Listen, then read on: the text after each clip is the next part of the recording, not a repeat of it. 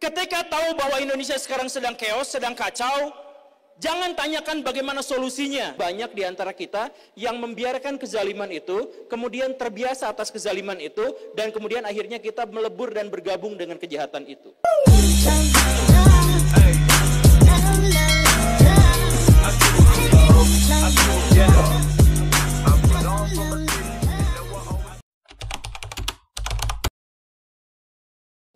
Oke, saya selalu mendapatkan pertanyaan ini dan saya akan menjawab secara konsisten. Dimanapun saya akan katakan begini, kalau misalkan mendapatkan pertanyaan bahwa, jadi Indonesia kan kayak gini, apa yang mungkin bisa kita lakukan untuk bisa menyelamatkan Indonesia?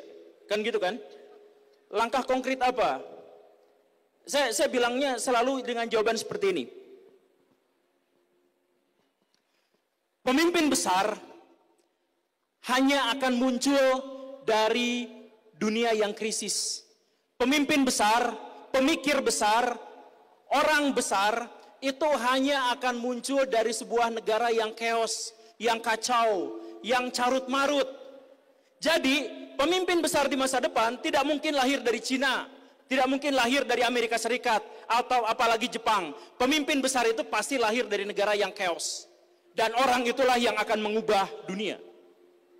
Jadi, di antara semua pemuda-pemuda di seluruh dunia, pemuda Jepang, pemuda Cina, pemuda Amerika Serikat, yang paling mungkin melahirkan generasi-generasi yang akan menyelamatkan dunia adalah anak-anak muda Indonesia.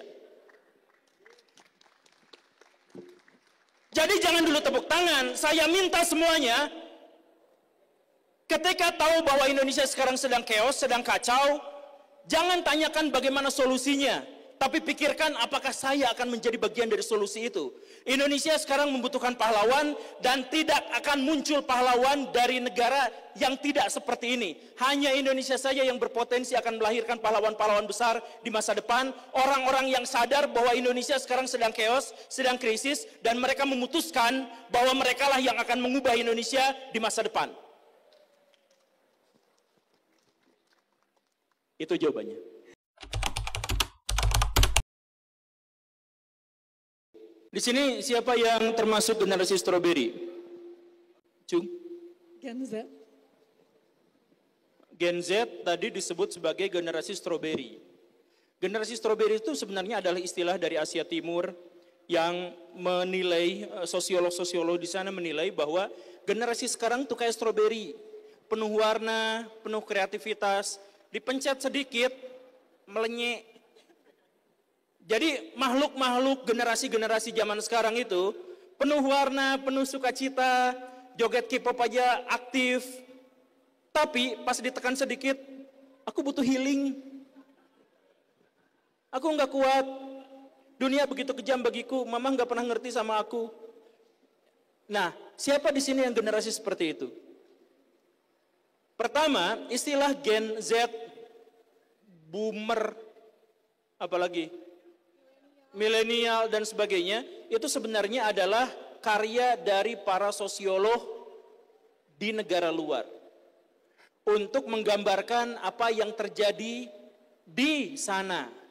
Jadi istilah-istilah generasi O, generasi I dan sebagainya itu sebenarnya tidak berlaku di Indonesia. Karena apa? Karena fenomena yang terjadi di sana itu sangat berbeda dengan fenomena yang terjadi di sini. Misalkan anak-anak di Amerika Serikat zaman sekarang, di usia akang teteh yang ada di sini, itu senangnya main skateboard atau habiskan waktu di gym. Apakah itu juga terjadi di Indonesia? Di sini ada yang suka main skateboard? Oh, tidak ada. Ada yang nge-gym? Oh, nge-gym. 1, 2, 3. Wah, oh ya, oh 4. Oh 5. Oh banyak ternyata ya. Ada kabar katanya gym itu adalah tempat homoseksual berkumpul.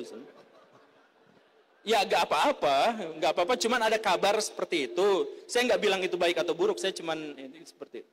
Nah, tapi di sana seperti itu. Jadi maksudnya apa yang terjadi di sana itu berbeda dengan di sini. Tapi kalau misalkan orang-orang di sini merasa bahwa sekarang anak-anak itu seperti stroberi, iya, di Indonesia juga seperti stroberi. Saya ngajar sekolah dari tahun 2008 sampai sekarang dan saya merasakan betul.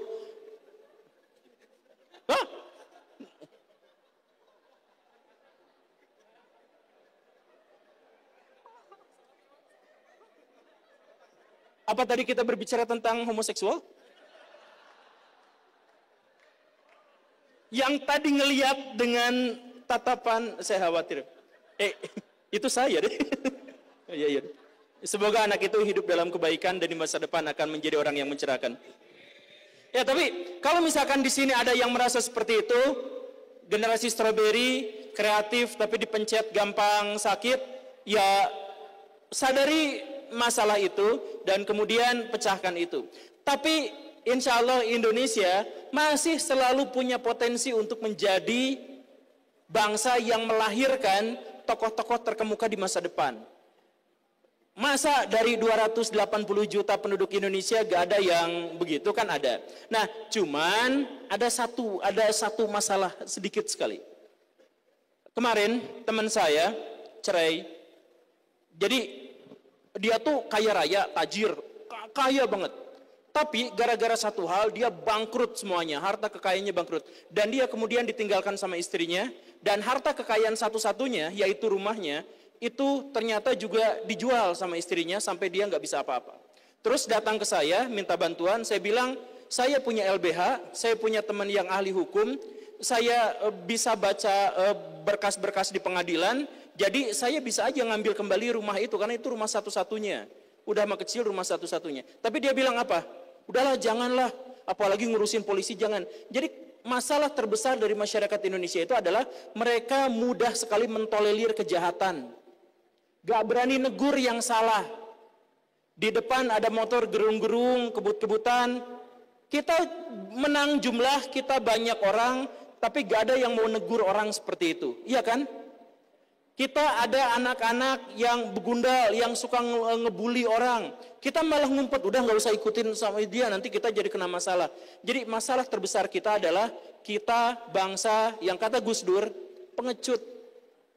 Kita gak berani melawan terhadap kezaliman. Bahkan banyak di antara kita yang membiarkan kezaliman itu, kemudian terbiasa atas kezaliman itu, dan kemudian akhirnya kita melebur dan bergabung dengan kejahatan itu.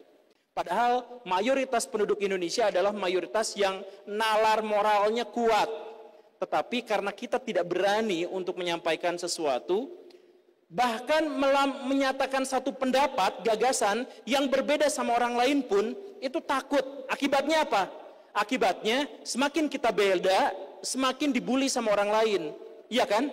Kenapa? Karena terlalu sedikit orang yang berani berbeda. Coba kalau semua orang yang berani berbeda itu tampil, maka perbedaan itu adalah hal yang lumrah. Tapi karena gak ada yang mau, padahal berpikir itu gratis loh. Jadi setiap orang itu berpikirnya kan beda-beda. Ya tampilkan aja. Tapi kan kita akhirnya malu. Dan akhirnya di kolom komentar di video saya banyak yang bilang, wah Pak Guru pemberani, berani ngomong yang seperti ini, mewakili apa yang saya pikirkan. Bukan saya yang pemberani, dia yang pengecut. Karena kebenaran itu harus disertai dengan keberanian.